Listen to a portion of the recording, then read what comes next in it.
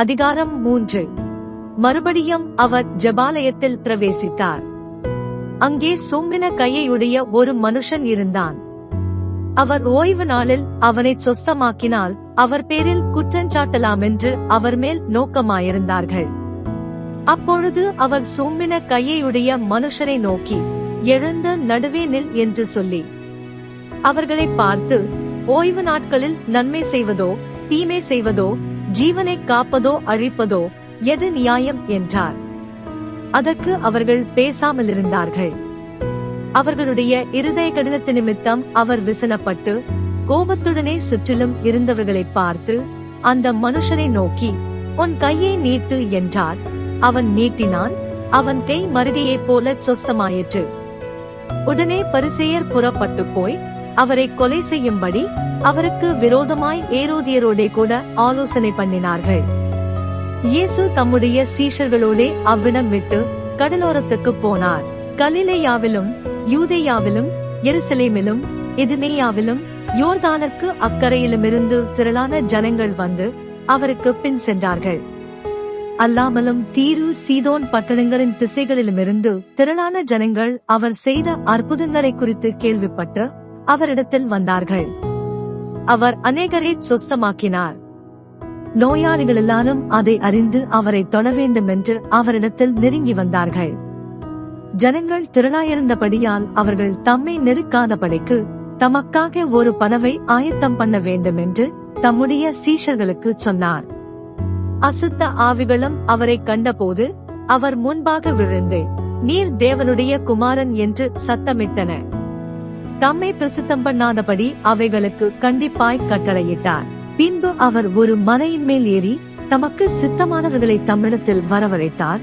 அவர்கள் அவரிடத்திற்கு வந்தார்கள்.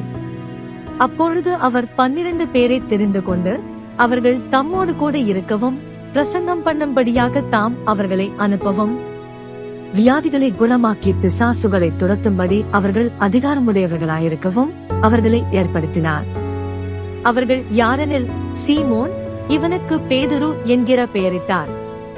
செபதேயுவின் குமாரனாகிய யாக்கோபு, யாக்கோபின் சகோதரனாகிய யோவான், இவ்விருவருக்கும் இடிமுழக்க மக்கள் என்று அர்த்தங்கொள்ளும் பொவனர்கேஸ் என்கிற பெயரிட்டார். அந்திரேயா, பிலிப்பு, பர்த்தொலமேயு, மத்தேயு, தோமா, அல்பேயுவின் குமாரன் யாக்கோபு, ததேயு, கானானியனாகிய சீமோன், அவரை காட்டிக் கொடுத்த யூதாஸ்காரியோத்து என்பவர்களே. பின்பு வீட்டுக்கு போனார்கள். அங்கே அவர்கள் சாப்பிடுவதற்கும் சமயமில்லாதபடிக்கு அநேக ஜனங்கள் மறுபடியும் கூடி வந்தார்கள்.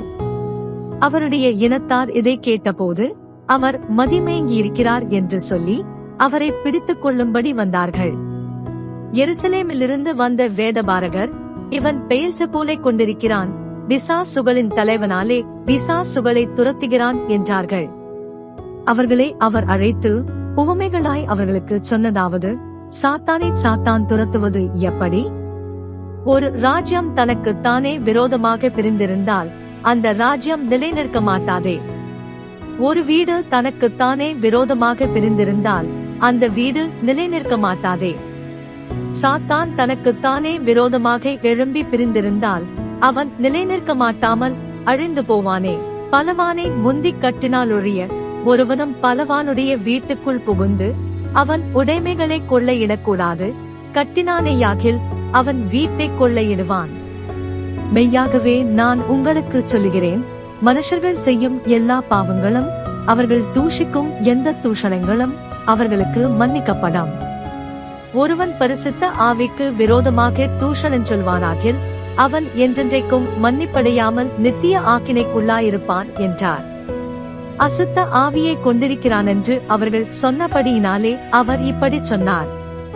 அப்பொழுது அவருடைய சகோதரரும் தாயாரும் வந்து வெளியே நின்று அவரை அழைக்கும்படி அவரிடத்தில் ஆள் அனுப்பினார்கள்.